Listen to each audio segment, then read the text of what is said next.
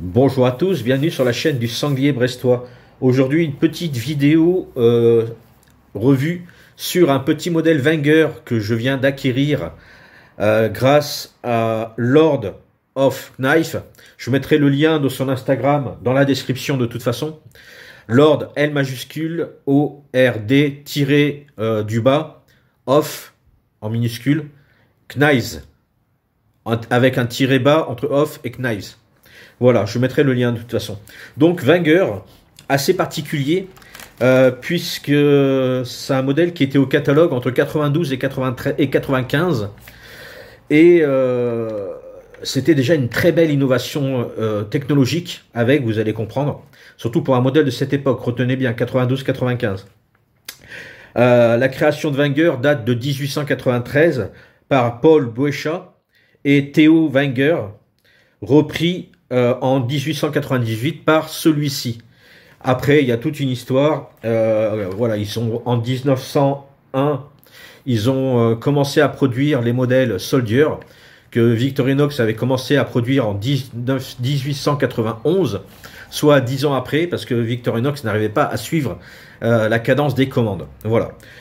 J'ai pas plus à vous dire là-dessus, à part que Delémont fait partie du canton du Jura suisse. Voilà, donc je vais vous présenter un petit modèle bien sympathique que j'ai acheté et qu'on m'a proposé, surtout je suis super content.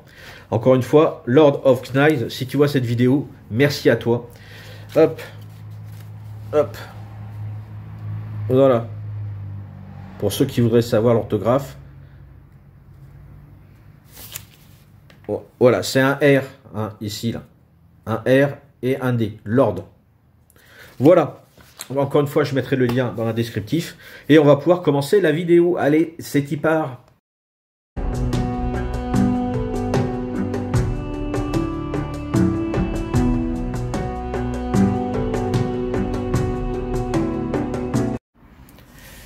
Et nous revoilà. Alors vous allez me dire, tu nous présentes un Wenger, oui, mais on l'a déjà vu, on connaît cette gamme-là. Donc celui-ci, c'est le Basic 14. Moi, ce qui m'aurait intéressé, c'est d'avoir un classique 14 que je n'ai pas. C'est quoi la différence? Basique, eh ben, on n'a pas de Bruxelles, pas de cure-dent. Et ici, on a un logo qui est juste thermocollé ou imprimé. Je ne sais pas trop comment on pourrait appeler ça. Donc, c'était la gamme Eco de chez Wenger, comme Victorinox avec sa gamme Eco. Il n'avait pas d'anneau, pas de Bruxelles, pas de cure-dent. Ben, Wenger avait exactement une gamme à prix plus bas, même s'ils étaient déjà chers. Et donc, voilà, moi, c'est le modèle qui m'intéresse. Et vous allez me dire, qu'est-ce que c'est que ce truc? Alors déjà, ce n'est point un suppositoire. Ça répond à une déjà des réponses. Des questions, enfin, une réponse, je confirme que non. Et qu'est-ce que je peux faire avec ça? Eh bien, justement, on va se faire un petit Wenger 97. Alors, je vais vous préciser de suite après ce qu'il en est. À savoir que c'est un modèle, donc je réitère, qui est sorti dans le catalogue de chez Wenger entre 92 et 95. Et voilà. Donc je remercie encore Lord of Knives d'avoir pensé à moi pour me le vendre. Voilà, tout simplement. J'ai dit oui de suite, tout simplement parce que c'est un modèle que j'ai eu il y a quelques années de ça, presque une décennie. Ouais, une décennie, même plus d'une décennie, que j'ai été obligé de vendre. Et du coup, le retrouver dans ma collection, c'est formidable, surtout que il est neuf. Voilà. Donc voilà, merci encore Lord of Knives. Encore une fois, je mettrai ton lien sur de ton Instagram si ça peut intéresser des gens. Il présente pas des couteaux suisses sur son Instagram.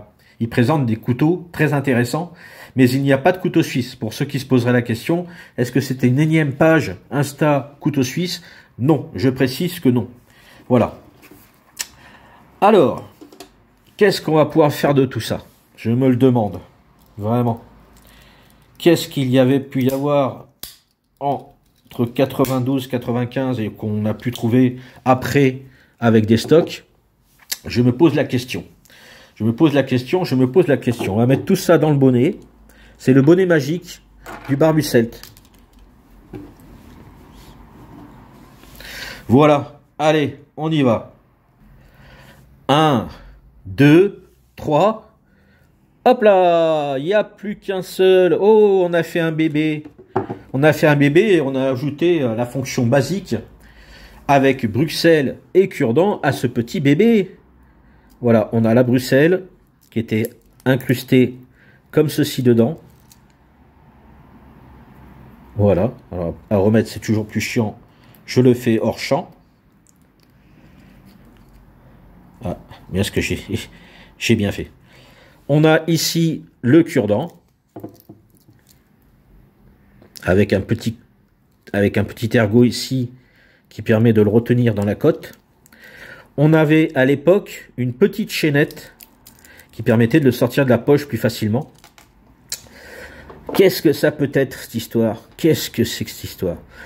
Donc, c'est un modèle 4 couches. Voilà, déjà ça va vous orienter. C'est un laser pointeur avec des cotes vraiment super belles. Et c'est ce que je vous disais, la différence entre le basique et le classique, c'est qu'ici, on a une incrustation du logo. Voilà, c'est pas thermocollé, c'est incrusté. Un peu comme Victorinox, avec ses gravures comme ceci. Donc voilà, petit laser. Je vous dis, il est neuf. Il est neuf, il est neuf. C'est un modèle parfait pour des personnes qui font des conférences. Entre 92 et 95, c'était très innovateur. Je me suis un peu les mains, il y a de la graisse. C'était très innovateur. Et pour ceux qui aimaient déjà les couteaux suisses et qui aimaient les couteaux suisses, tout simplement, comme moi, comme vous, comme ceux qui aiment les couteaux suisses. Alors vous, c'est pas tout le monde, hein. Il y en a plein qui ne trouvent ça que inutile. Et ils ont sûrement leur raison, hein.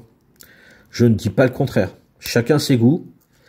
Et c'est important de respecter les choix de chacun, tout simplement. Et en général, c'est ce qui se passe. Voilà. Donc voilà. On a donc le poinçon. On a le tire-bouchon. Après la conférence avec les collègues, c'est toujours intéressant. On a la petite lame pour le sauciflard pendant l'apéro dans la salle des profs. L'ouvre-boîte, parce qu'entre 92 et 95, les boîtes n'avaient pas l'opercule. Donc si on voulait ouvrir une petite boîte de pâté style pâté ENAF, ben, il fallait bien un petit ouvre-boîte. La paire de ciseaux pour la distinction en cas de problème avec un fil qui dépasserait, une petite corde à couper, une feuille à découper. On avait également la lime à ongles avec le cure-ongle et la grande lame. Voilà. Avec le système Pented. Donc le fait que ce soit écrit, ça prouve un peu l'âge à lequel il a été sorti. Franchement, je le trouve magnifique. Alors, le laser, alors vous n'allez pas voir beaucoup, mais on va le voir quand même. Moi, je le vois beaucoup plus rouge. Ici, on ne le voit pas trop rouge.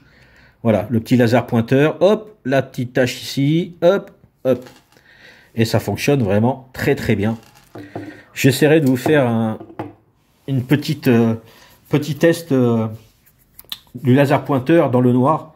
Et donc, je vous disais qu'il va jusqu'à 300 pieds. Alors, 300 pieds, pour moi, ça ne me parlait pas. Donc, j'ai été sur Google et mon ami.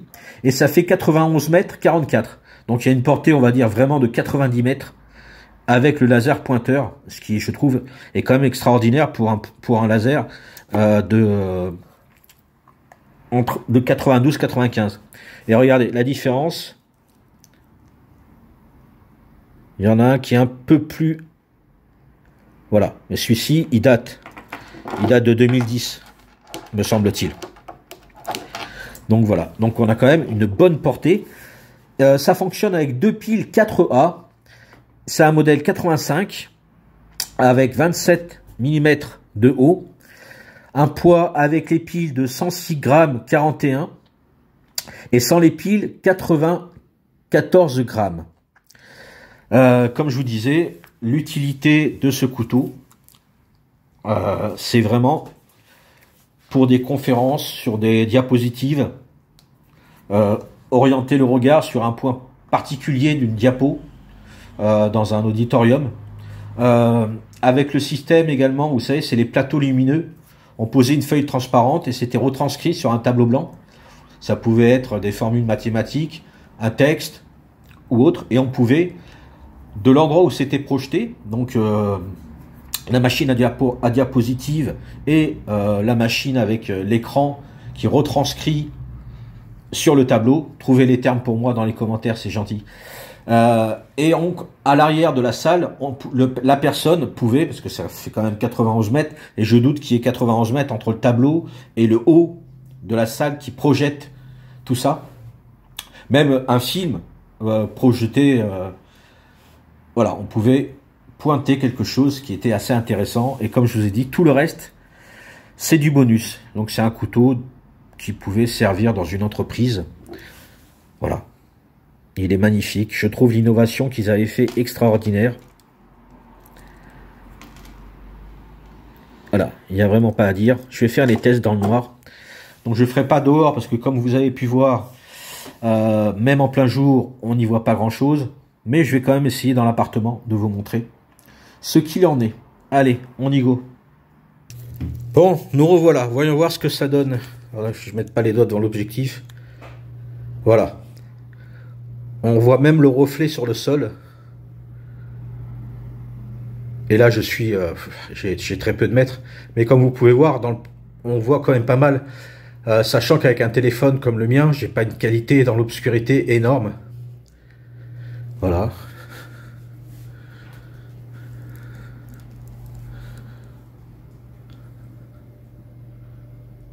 Voilà. Allez, on se retrouve après.